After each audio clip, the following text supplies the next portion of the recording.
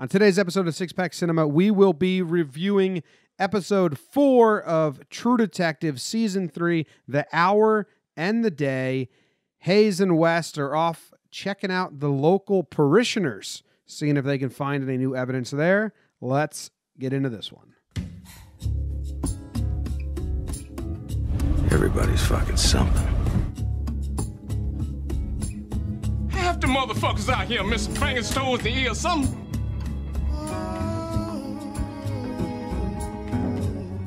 I'll train your ass to be an entrance. I know brothers inside to tear your guts up fucking you stupid.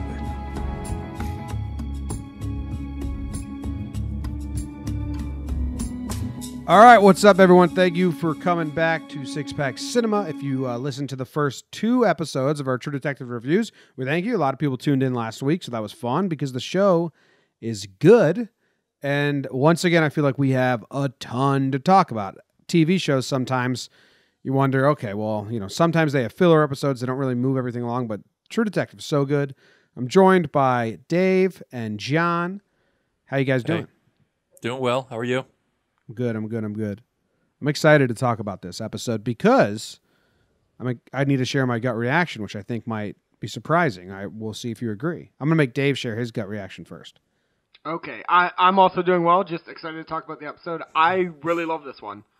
And this week, it made me hate how it's not all bingeable.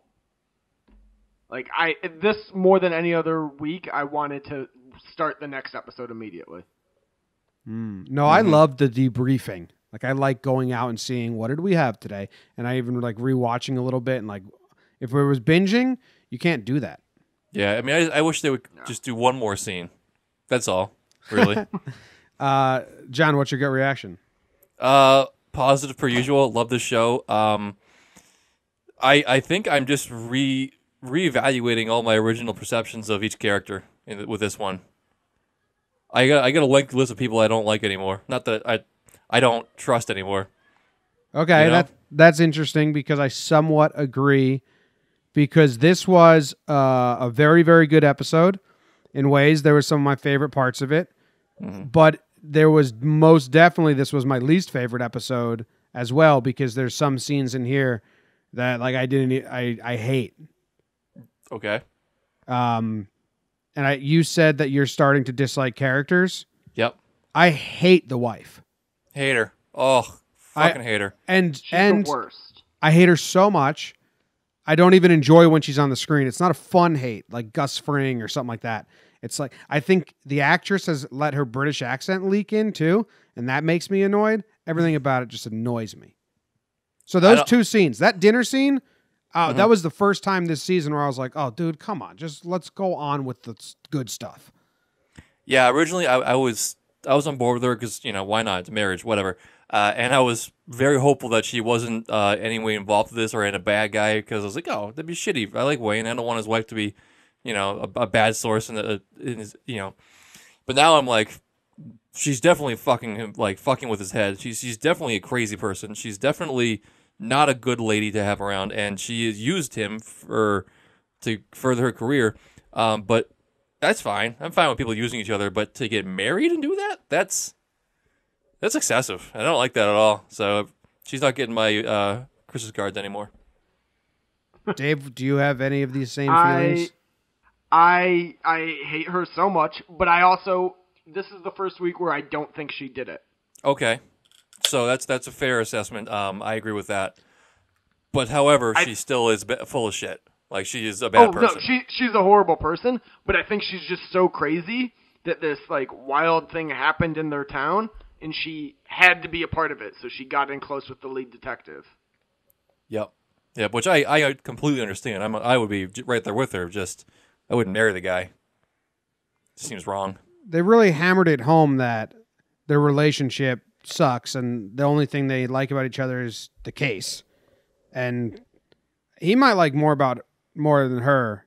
He might like more about her than just the case aspect because she wasn't tied to the case. Well, she kind of was because of the teacher aspect. Whatever, but yeah, they're like, it's a terrible relationship. That dinner scene sucked. And the scene when they were fighting in the kitchen, she kind of had a point in the point she was making of the soundbite here, but the way she went about making her argument was the worst thing ever. Like, there's no way you can side with someone who talks like this to you, and it's terrible. And also, this is when I was like, oh shit, is this actress British?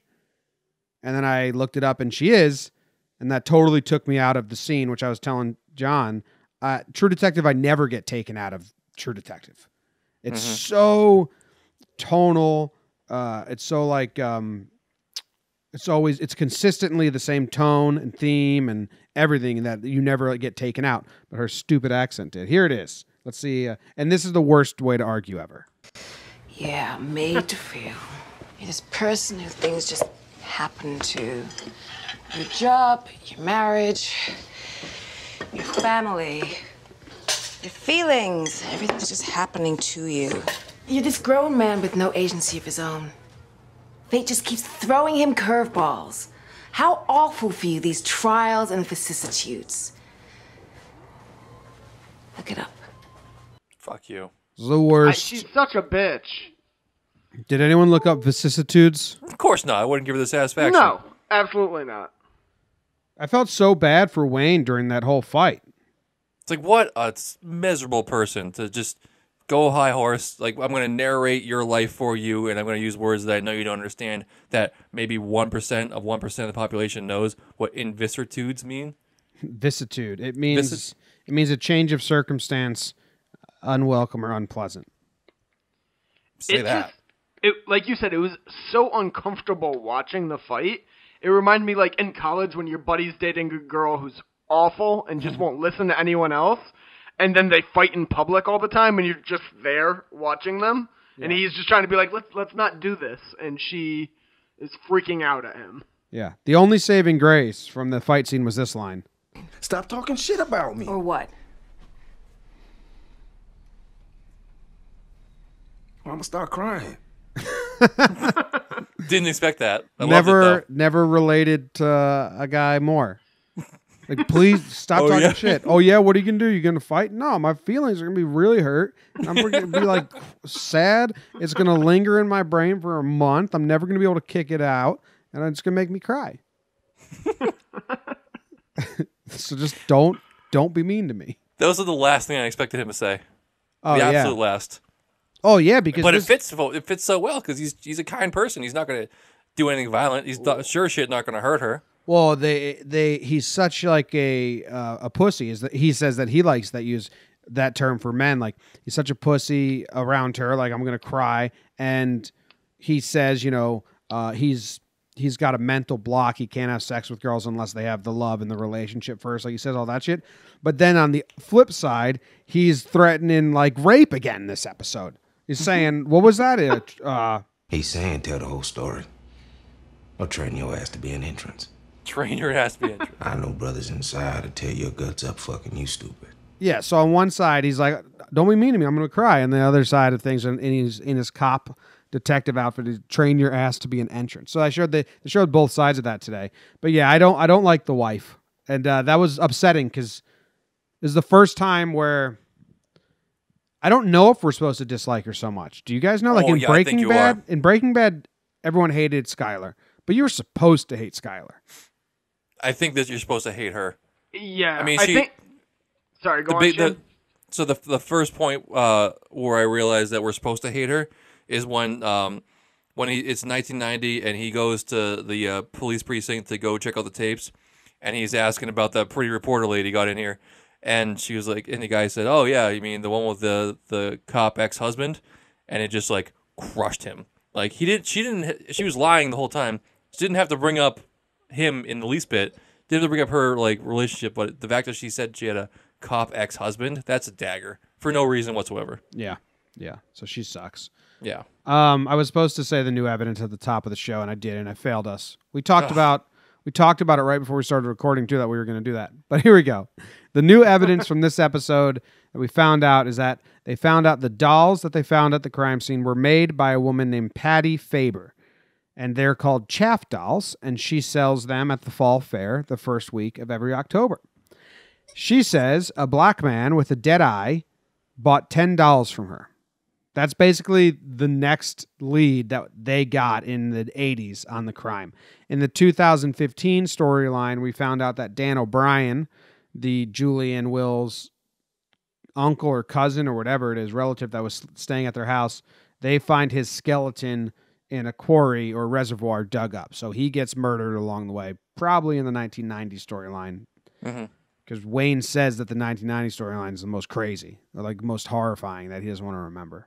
Which is wild to me because I don't know.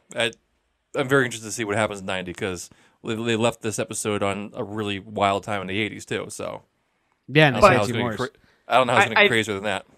I think this is about to be the end of the 80s storyline, that after this shootout that's clearly coming, that they pin it on that guy, and it's kind of just wrapped up because brass higher up just wants a win. And so I think after next week, we might be done with the 80s storyline, besides for like one or two things here and there. Yeah, this is where Rolling is shot. I agree with that. Yeah, I agree that we might be done with it. It opened up, they went to the pastor, and he was being real creepy, talking about creepy shit. They found the pictures of the kids with their hands crossed, and he says that he takes all the pictures, and they say, why is Will's eyes closed? It says, because he blinks, which, John, you said that last week. That I did, and I was very confident in that, but then when they pointed it out and he said it, that immediately struck me as extremely weird, right? Oh, no, I didn't. I was just like, hey, John, No. John got it right. Yeah, I just felt you were vindicated. Well, Yeah. thank you. I mean, I'm very proud of that, the fact that I am right, but for some reason, I just maybe second-guessed myself. I was like, maybe. That's interesting. Weird. Yeah. That guy was creepy. But Wayne and Roland both come away from that meeting with the pastor thinking, A, there's something a little off with that pastor. He was a little creepy. And B, that the boy, Will, was never the target. Julie was the target from the start. And they were either going to leave Will behind or whatever. You know, that's what they said. They said that they both think the girl was the target. Which plays into our theory from last week that it was the owners from the wife's company that she worked for who lost a granddaughter and wanted to replace her. Yep. Yeah, it does. Then they go and visit Patty Faber, an old woman, racist woman, who he goes, racist woman. Was he handsome? Was he ugly? Like I said, he was black. And Wayne just rolls his eyes so hard, like, Jesus. Like, I mean, he wasn't a person. He was just a black guy. Yeah, they can't be attractive. She was racist. She was racist as shit. But she did say, like, he had scars and he had a dead eye. And they're like, well, what about his, like, facial features? Was he handsome? I was like, the dead eye isn't a good enough. I know. Feature. I did think that too. Like, she like gave you a pretty bang up job of how to find this dude. Yeah, this was like better than 99% of the descriptions you're gonna get out there from anyone else. Yeah. What do you want, and Wayne? the fact, well, how was his smile? Did he seem charming? I mean, the fact that it's a black dude with a dead eye, that substantially narrows your field. So, yeah, I don't know what more they wanted out of him. I think he was just poking and prodding her because he knew she was racist and he was pissed off about it. Yeah, so they follow that lead to the town, and it's a small community, so they ask a clerk, hey, you know any black guys with dead eyes, cataracts? And he's like, yeah, Sam Whitehead. So they go visit Sam Whitehead. Then this is where there's a ton of racial tensions. Roland gets hit in the back with a clump of dirt. They run inside. They run outside. The cop car's all busted up. And Sam Whitehead basically dropped one of the best lines. I had it in the intro. I was hoping you'd pull this one now that we're talking about it. You know, I ain't the only one out nigga in these parts. Half the motherfuckers out here missing fingers, toes, and ears, something. That's not the line I thought you were gonna. Did you pull the one I asked for? Yeah, I pulled that one too. But that's good though. I love this how animated Mr. Whitehead was. Yeah, the one Dave liked and it was this one. How you gonna wear that badge? It's got a little clip on it. Got a little clip on it because I'm scared of hanging myself or getting strangled with my own tie, so I wear clip-on ties. Didn't give the full. Nice. I think this scene was just to show the racial tensions. Yeah, but my favorite clip of this is after the car got beat to shit, and Roland and him are talking in the car on the way home, and he was kind of like, Wayne's kind of like, buddy, were you really going to shoot them? Like, what were you doing pulling the gun like that? And Roland had a really great response. He's like, I was actually more sensitive. Because if there was surrounded by white people and I come out and they smash my car, I would have shot someone. Yeah. I think it's totally legit too. Yeah, they're making Roland not racist. Yeah. Very like clearly, Roland's not a racist guy, but he's very conscious about the situation. But they're both in tough spots because in like that sense of racism, they're like muddying the waters. Yeah. Where like the black guys are picking on both of them and acting like Wayne doesn't belong, and then you had the dad Tom dropping the N-word on Roland, and then he's like, "Oh wait, you're friends with Wayne, and like you're not racist, sorry." And like so they're both in this middle ground, and they have to figure it out. Mm-hmm. That was so sad. I mean, he genuinely felt bad about it. He did. Sam White is pretty adamant it's not him. He's like, there's lots of guys with dead eyes. I didn't buy any dolls, and I think they believe him. I kind of believe him too. So do I. There was a key line he said where he was like, I work at the chicken factory, or on the chicken line. There's a ton of people like this, which just means that there's a ton of like black guys with dead eyes and chopped off fingers and stuff who worked for the company, like the Hoyt company. Yeah. Yeah. I'd say there'd probably be a handful. Maybe not dozens, but there's going to be options. Yes. So I think he was like a red herring, and the actual person was a black guy with a dead eye. They just got the wrong one. I mean, no, they had to follow this up because, I mean, he fits the prescription. He works in the chicken line. He's tidied up as a suspect. But they should have done more, but I think they were so concerned about any racial tension or like a race war breaking out, they kind of abandoned it. But in a normal situation, they should have taken him in, or at least brought him in for like further questioning, something, because he fit the bill. He worked for the company. It just all makes sense. Although I don't believe that he did anything. So, yeah, me neither. You got to do your due diligence, and that's what the whole point in the '90s is saying, that they didn't do the due diligence in the '80s and it came back to bite in the ass. Yeah, so let's finish out the '80s. The '80s. What's the word I'm looking for? Timeline. Yeah, let's finish out the '80s timeline before we move on to '90s and then maybe and then 2015. Let's organize it like that. So in the '80s, they do Sam Whitehead, and then that leads to nothing. In the '80s, Tom gets drunk. Right? Is there anything else? Like Tom gets super hammered at the bar. His life is terrible. And Roland helps him out, and he's like, "Why didn't you call his wife?" And she's like, "Well, she's terrible." But so now Roland becomes his guardian for Tom. Yeah. He lets him sleep at his house instead of driving him back to his wife's house. Or he's like, I got a prison bed or that. And we've seen this already in later timelines that he is still like a guardian for him. We've seen that in the 90s. Like a sponsor. He's like a sponsor. Yeah. In the 80 timeline, they go back to the church, and now they're fingerprinting everyone. And they tell the pastor, like, we're pretty sure whoever was involved in this is a parishioner of yours. And the pastor's all shady as hell. He is. But I don't think in a guilty, shady way. He's just, I don't know. I think he's like a run-of-the-mill creepy pastor. Yeah. Or whatever it is. Not involved in this. Just, he hangs out with the kids a little bit too much, but he would never actually do anything. It would just be too much of a trope if he was, like, involved. For sure. 100%. But he's better. He's a creep, and he should get what he gets coming to him. Did you guys see? Okay. Unrelated Witch hunt. Unrelated Jesus, to the man. case, but Go ahead. did you see the brown-haired woman that Roland talks to? He has a picture of her on his desk in the future. Yeah. He marries that woman from the church.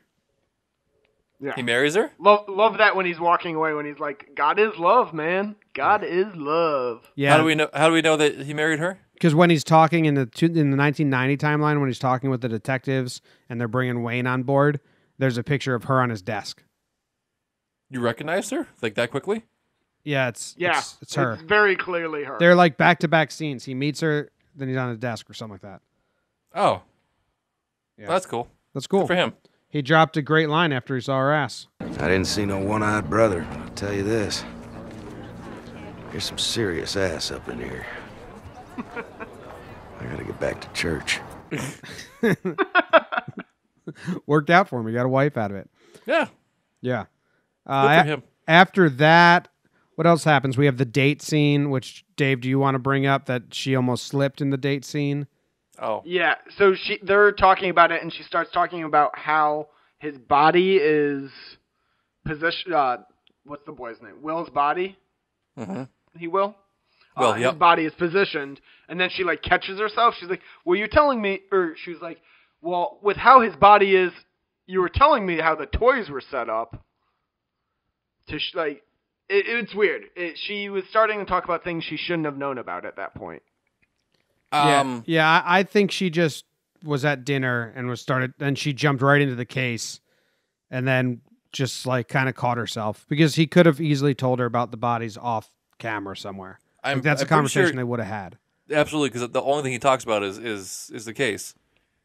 But I think that's something you don't talk to her about because you don't release that anywhere in the hopes that somebody accidentally says that when you're interrogating them. Yeah, you can't have that out anywhere. I think that's part of the whole situation with him and his fuck up is he did that to her. Like he gave her way too much information because he trusted her. Yeah. I think in dinner, but I perceive that as like they're still like dating and still kind of like dancing around the things, and she knew what she wanted to talk about, but then she looked at his face and she's like, maybe I'll just like lay off of the children murder for dinner time, maybe dive back into that in dessert. I'll just talk about toys for now. I think she was just trying to be like a little more coy, and that's what that was, in my opinion. I agree with that, but who knows? It could have been something else. I didn't. I went back and watched it after I saw people thinking that. I didn't think it was anything like that. Yeah. Later on in the 80s timeline, Amelia, who we're talking about, visits the mom, and this made another scene where I just really hated her. She went there acting like she was nice, and then as soon as she started saying, like, tell Hayes anything, tell Detective Hayes anything, I was convinced she had a recorder in her pocket or something. Just, like, completely wrong intention. She was trying to bring back the gifts from the kid, and then all of a sudden she just starts prodding about the case and stuff, and like tell him all the details. Do you think that plate was staged? Because I thought I didn't think that was the kid's plate. I love mom. Oh, I didn't think of that. But I wouldn't put it past Amelia, this bitch. I don't know. I think it was his like their stuff. I just think she was bringing it back for nefarious purposes, just to get close to the case. All right, so that may be true. But how about you didn't start suspecting the mom when she was saying how she did some terrible things? You didn't think that was weird? I don't know. I like to focus on it. She kept saying, I have the soul of a whore. I was like, what? Yeah, that was aggressive. That's a tough break when you look yourself in the mirror and you're like, I have the soul of a whore? I don't know. My thought process there went that maybe she might be in on selling her kids. Oh, wow. I thought she was just trying to be like, don't whore shame me. I can't help who I am. I'm a whore. No, once she saw the kids saying I love mom, I took it as she sold them out. I didn't think of that, but maybe. Oh, no. Yeah, I agree with Shane. I think she was beating herself up because she was going to give the kids away to the rich family, and whatever happened to Will was an accident, and now she's beating herself up about that. Maybe. Oh. Interesting. Yeah. Interesting.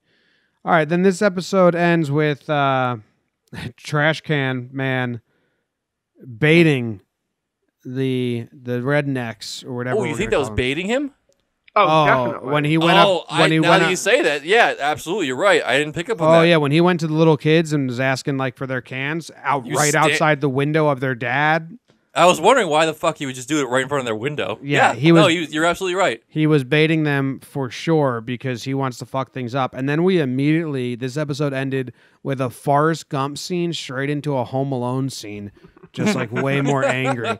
Just a bunch of guys chasing him on a truck with banging bats against the railing. Then he goes home. He's got booby traps all set up, and then boom, end of the episode. That's a top-notch quality, award-winning analogy you just made. Forrest Gump into Home Alone. Oh, yeah. That nails it. Yeah. The adult version. Just I would have loved quick. it if there was like a cutout of Michael Jackson dancing, or not Michael Jordan dancing in the window to distract them. Yeah, the Claymore mine in front of the door. When I saw that, I was like, "Oh, fuck! This is gonna be amazing." I got giddy because the guns around. We've seen it before, shootout, yada yada. the Claymore mine. Oh my God. He was not in any way, shape, or form anticipating leaving that house. He knew he was dying that day. Yeah. It's amazing. Yeah, his fight was over. Like he's done so much shit. Wait, was the interrogation in the 80s? Did they leave the interrogation to go? Where did they leave? They got called out to go. Yes. They were interrogating the kids. Freddie Burns, The teenager, yeah. They were letting him like cry in the room. Yeah, so I forgot about that. So they found Freddie Burns' prints. He was one of the three in the car. He was the one driving the car. They found his prints on the bike in the 80s timeline, and they're really, really letting him have it in the interrogation room. But he seems to be pretty adamant that he wasn't involved. He was just fucking around on the kid's bike, chased the kid off into the woods, and that's it. Yeah, but that opens up a couple things. They were ready to pin it on him for very little evidence. That's what the conversation was on the outside, right? Mm-hmm. But so that to me says, all right, so he chased the kid into the woods. Where was the sister? They didn't mention the sister at all. He wasn't chasing her around. Her bike wasn't involved. I think this whatever happened to the sister to get her abducted already happened, and this whatever happened with the little boy, it was very completely separate. Yeah, that is a good call. I don't know. Yeah. Questions. I think he's innocent. Yeah, no, he's just an asshole. Yeah, he's just an idiot. I think he's not. I mean, I think this is a huge conspiracy, like we all think. So I don't think it's going to be one of these simple things. No, he's a bully, Yeah, and he's just a bully, and he's an asshole. And he's part of it, unfortunately. In the first episode, you see him like just drinking and trying to do wheelies on the kid's bike. So it wasn't like he was like doing anything nefarious. He just seemed like a generic asshole kid. Yep. Yeah. All right. In the 90s, Wayne is now joining the task force that's being led by Roland, which is a new dynamic for them. Roland clearly respects the hell out of Wayne. And like, he also, you get the sense that Roland understands this is hard for Wayne. And they did a bunch of things where they made sure that the audience knows that Roland thinks Wayne's a better detective than him, even though that Wayne's life got screwed up and Roland's now in charge. They said like he's the best detective in the case, blah, blah, blah. So there was cool levels of respect. The people came in, the higher ups came in, and they said to Wayne and Roland, what was it? That the sole job of this task force is to vindicate the guy that's in jail. Yep. Mm-hmm. Which, and the real position they want to take is find out who actually did it, not just find out someone innocent. They don't want to find out who actually did it. No, they do. They do. Roland and Wayne do. Yeah. So that's what they say. We're not going to listen to any of that bullshit, right? Like, yeah, no. What I loved about Roland is like you said, he's got a tremendous amount of respect for Wayne, but he also knows his position. So with the whole crew there, he made sure to cut Wayne off during the debriefing to kind of make sure that everyone knows he's in charge and everything. Uh-huh. But when it's just Wayne and Roland, it's like old times. They're basically equals. Yeah. Yeah. Yeah, Like like he does keep his stature, and Wayne right away knew that. He's like, all right, I overstepped a bit, but I know me and him know what's really going on. So as soon as everyone else left, they were right back at it. Like snapped. Yeah, it was perfect. And then what else did we get in the 90s? Is there new evidence in the 90s? See, the grocery tapes, right? Am I missing anything else? He just spends all the time looking at the grocery tapes? And he thinks he found her in it. Yeah, he did find the girl. At the end, he finds her. Mm-hmm. Which is cool. That is neat. But then I think what he's going to do with that? Okay, he's got a picture of her as how she looks right now, but like, what are you going to do with that? I don't know. To find her? Maybe. Looks like they find her. Except the 2015 storyline was interesting to me for the first time. Like, really interesting to me for the first time. Okay. What interested? I mean, I've been on board with it the whole time, but what? Well, I think the best stuff came from the 2015 timeline. Okay, what tipped your scale? Okay, Eliza and his son are dating. Clearly. Mistress hanging around. He's married, right? The son's married? Yeah. He's got a whole family. Remember that dinner? His wife and kids. Oh, okay. So he's sleeping with her. Yeah, he's fucking around. Okay. Not dating. That sounds too nice, man. Yeah. Well, the subtleties of this show is like why this is so good, because I bet a lot of people have, not that we watch closely because we're recording this, but I bet a lot of people missed all this because it's so backwards, because not only is the son dating the investigator lady, the blonde, Wayne knows about it.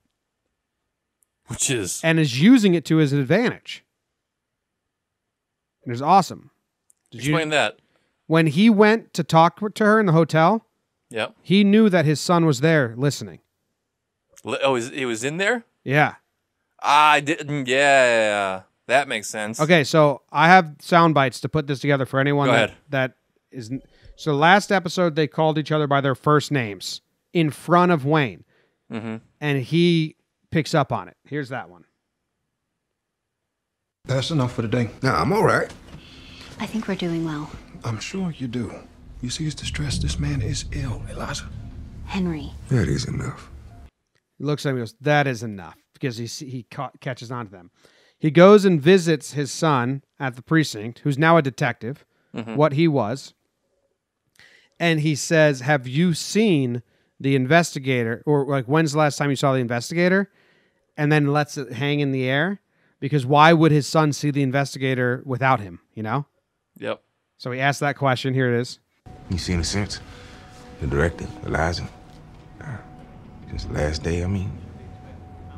No, not since she pulled that shit, criticizing the investigation. Okay, son.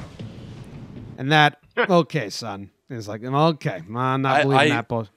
I missed all this. I'm glad you're bringing this up. Yes, okay, son, I know you're fucking her.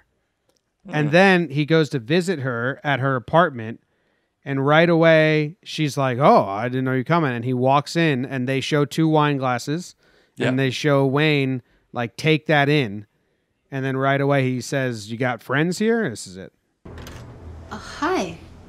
Mind if we talk a little? Hope I didn't interrupt anything. You and a friend. No, I'm alone.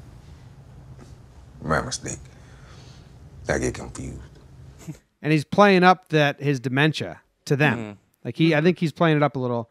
And then the last little thing is when he does sit down with her, he says this. I kind of had the impression after our last talk you might be done with me. It's all right.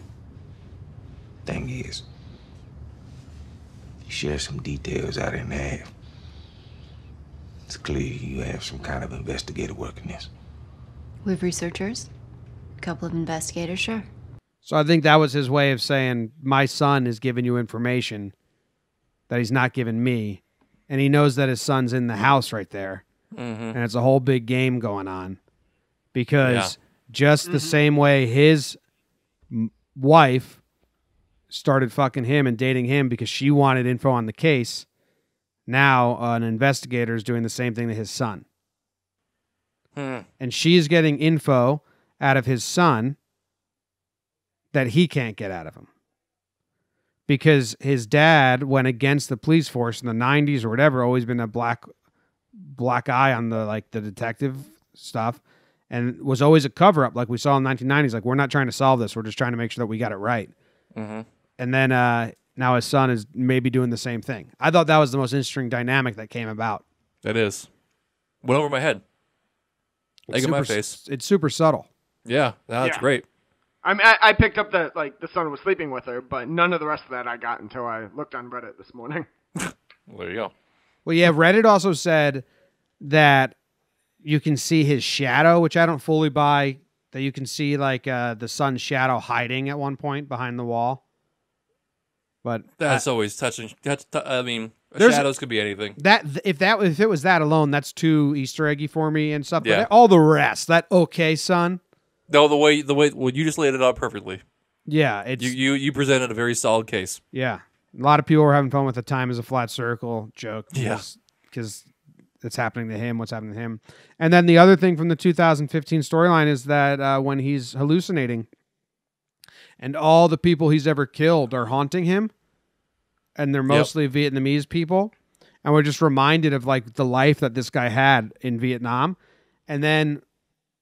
Earlier in the episode, he says, "Oh, I had a friend who was a Baptist." And Roland goes, "What happened to him?" And Wayne just goes, "Pfft." like a gun noise. Like he's so desensitized in a way. But as an old man, they're haunting him. And did you notice there was 2 men in the haunting scene that weren't Vietnamese? Yes. I thought it was one man and there was a woman. There was one man with a bullet hole in his forehead with long hair. Oh, so it was a man? Okay, I thought that was a woman. And it looks like one of those Memphis kids. I thought it might be Trash Man at first, but it looks like one of those Memphis kids. Oh, no shit. Really? Not Freddie Burns, but the other one that was in the backseat. Okay. And then the other person that was in all those figures that were haunting him was a guy in a suit that got shot in the heart. And he actually touches that man. He stands up and he like pats that guy's chest as he's stumbling around. Weird. So that's interesting too. So all that stuff is pretty interesting. So that's why I thought the 2015 storyline had the most to offer. They also offered us that Dan O'Brien, the cousin or whatever, got killed at one point. Yep, in the second half of things. They found his skeleton in a drained quarry. So I don't know. What do we got? Is there more theories? Have your theories changed? They found Julie. Yeah. I don't know, man. I think my original theory of it being an accident and her running off on her own, obviously shot the shit. Gone. But I think the second half of her living on her own kind of might hold water. I don't know if she was picked up by sold into a different family of the chicken people. I don't know about that yet, but I think it's still possible that she has her own life because she wanted to get away from her past. Yeah, and she may be running because she doesn't want to be found. I don't know. When in the security footage, though, it looks like she's looking behind her, thinking someone's chasing after her. I took it as she was looking for cameras and trying to avoid those. Then she stares right at one. Yeah, and that was like deer in headlights. She's like, "Oh fuck!" But again, like she wasn't the robber. They've already figured out. Yep. So why would she be looking around for cameras? Nobody's going to be looking at cameras looking for her 10 years later. Well, she's made a career out of not being found at this point. In my head, at least. So who knows? Yeah. Maybe she realized what was going on. She was like, "Oh shit, this is going to be a spectacle now." I don't know. My theories haven't changed from last week. Like I still think it's the Hoyt food dude that's involved, whether he was sleeping with the mom. I don't know the exact one, but I still think that guy is the main culprit. As soon as we find a black guy with a cataract and a scar, need both. Yep. And a nice brown sedan. That's crucial. Yeah. Pretty interesting. It's good though. I like the idea. If I'm gonna mold that a little bit, she was going to do that. She was going to give the kids away. And I think the mom's more involved than we originally thought. Yeah, I went from thinking the teacher smuggled them away and gave it to that family to thinking it's the mom now. But otherwise, I'm in the same. It's the same theory. Just swap the mom for the teacher. Yeah, and it's no longer doing it for good and like a good-hearted person getting a kid out of there. But now it's more dark, like this trash bag mom needs money kind of thing. Oh no, I think she did it just to like. She thought the kids would have a better life. Oh, get the fuck out of here, Dave. Really? No. Yeah. She was even saying like she wasn't meant to be a mom. She was a shitty parent. You got the soul of a whore. Because she tried selling her kids. No. I think she was like they'll both be better away from me, and then something awful happened to Will, and she's tearing herself up about it, and she can't report it because she was the one who smuggled them away. That doesn't work. You can't smuggle them away from the father. What, the father who actually does care? She was the monster in the situation. She was the one that was the detriment. The father was fine. He was a good dad. I mean, I don't know if he was a good dad. Sure he was. He bought him toys. He cared. I think she hated him enough that she just they were fighting all the time, and she was like, "This isn't a good spot for the kids to be in with us fighting all the time." I don't know, man. I don't see her as a Mother Teresa type trying to save her children by giving them away. No, I mean anyone who does that, no matter the reasons, is pretty much a scumbag. Yeah, I think we're on the. Do you know how many people, Dave? Dave, you're not making much sense, Dave. Do you know how many people give their kids away for adoption? I think that's pretty crazy. No, I meant not when you give them away like that. I meant when you smuggle them away from your family. Yeah, but I don't think you can smuggle their own kids. Okay, you're right. That aspect of it, I like if you like act like they just disappeared and like to give your kids to a random family, you're a scumbag. Yeah, I don't Yes. think she's in on it. I don't think I'd like that anyway. I think she was maybe playing a part of the ignorant, like she was just turning a blind eye to things that she might have been able to control, and that's what she's regretting. I don't think she's in on it. I don't think she scooted him out the door into this other life. We will see. We will see. We will see. But Dave, you continue your streak of having ridiculous comments. Well, that was just like I didn't word it right. Okay. Well, you understood what I meant, though, right? Like Now I do. anyone who Now I do. possibly When you like, explained steals it their kid away. again, because at first it sounded very much like you said, anyone who doesn't think they're fit parents and sends their kids away to fit parents is a scumbag, and that's tough. That was tough. No, that is not what I meant. Like, I know we make jokes here, but we're gonna have to walk that one back. Yeah. Great. Okay. So, spoiler alert, because the scenes from next week, which I always never watch, but for some reason watched today and then got so pissed about it. So everyone's writing about it, everyone's talking about it, so we'll talk about it. But it looks like they showed a shot of Amelia with Julie sitting on a bed in the 90s timeline. Oh, Amelia that with is who? not what I thought we were going to talk about at all. They showed Amelia with who? The girl. Joy? The girl? Yeah. Well, then I don't remember seeing that. Yeah, they're sitting across from each other on a bed. Bed. Okay. So 90s timeline, and she's sitting with a girl, and it looks like she's with Julie. And I'm pissed. I hope it's not Julie, and they're just like, if it is Julie, I'm going to be pissed. That'd be unfortunate. So what were you guys talking about? What spoilers are you potentially talking about? There was I think Dave's gone. I'm here. Okay, good. There was the Russ Cole on the laptop. Oh, that was just an Easter egg. I think she's And Marty. And Marty. But no, but it was also with her saying that there is a larger conspiracy, and people who have been like fighting it have been killed in silence while showing that picture. So I think we're going to learn that they were killed after season 1. A bitch. You're right. That's Joy. Julie. That looks like her. Yeah, the Russ thing I thought was like a fun Easter egg. If they say that they got killed, like you guys were upset about that? No, I thought that was the bigger like. Yeah, I thought you might be, and I was excited that this might tie into season 1, like I guessed in the beginning. No, I thought that was a cool little Easter egg. I was pissed that they showed what looks like Amelia and Julie in the 1990s timeline. No, I'm looking at this. I'm looking at the picture right now because I recorded the post. I'm looking at the background first and foremost. That's not a home. That looks like it's like a halfway home. Well, that looks like sense.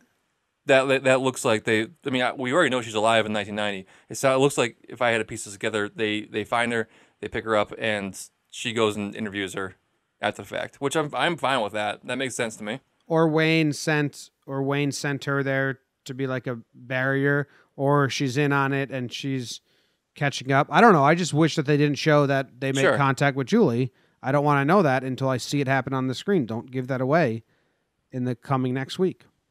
I didn't even realize that, and I haven't seen any articles on that. Everything I saw was the season 1 stuff. All right, so there was one part that I came across that was weird. So the chicken factory, is there like a silo, like a nuclear silo part of that?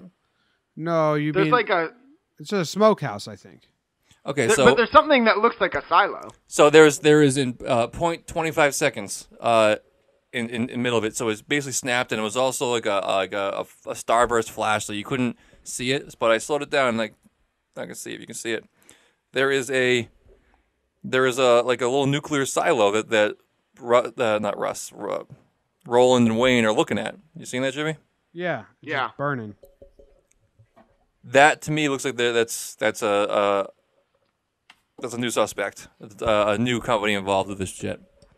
No, that like building was when they went to the Hoyt chicken place. Yeah, I thought it was the same thing.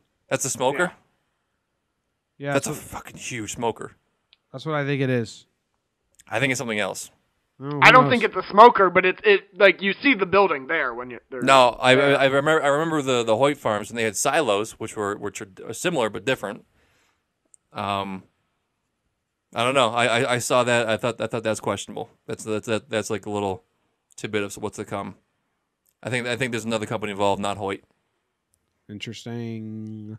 Yeah, I don't know what to think, but I think we're gonna be in the '90s timeline now. I think Trash Man's gonna get pinned for that murder.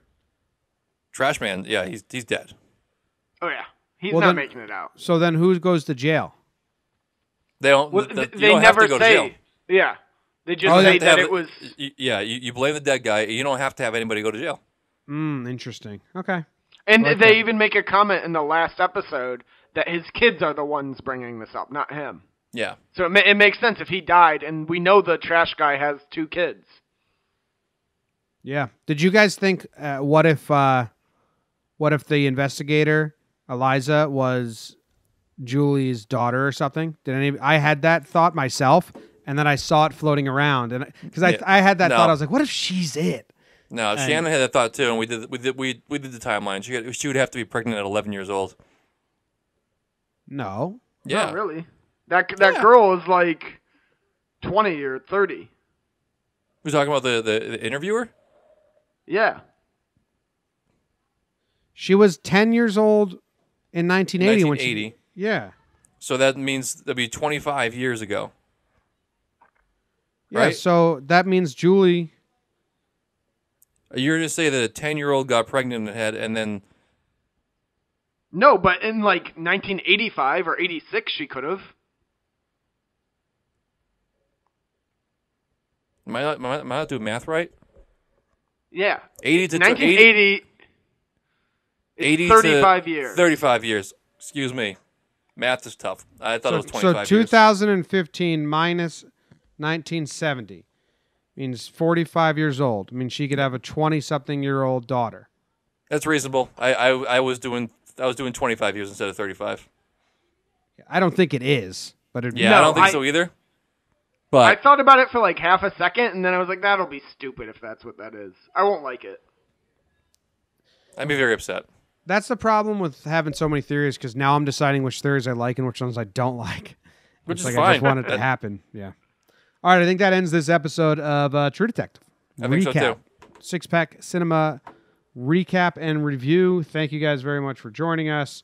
We will be back. Next episode drops on Friday because of the Super Bowl. So we're going to come. I don't know when we're going to record it. We'll try to have it as quickly as we can, but we all have busy weekends. Hopefully put it up on Sunday afternoon at some point. Yeah, that'd be the goal. Sunday afternoon, you'll have it Monday morning by the time you're driving to work. Yep. Sweet. All right. See you guys. Thanks for joining. Take it easy. See ya.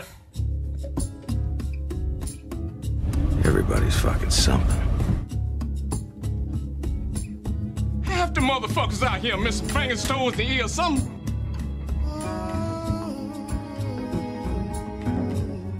I'll train your ass to be an entrance. I know brothers inside to tear your guts up fucking you stupid.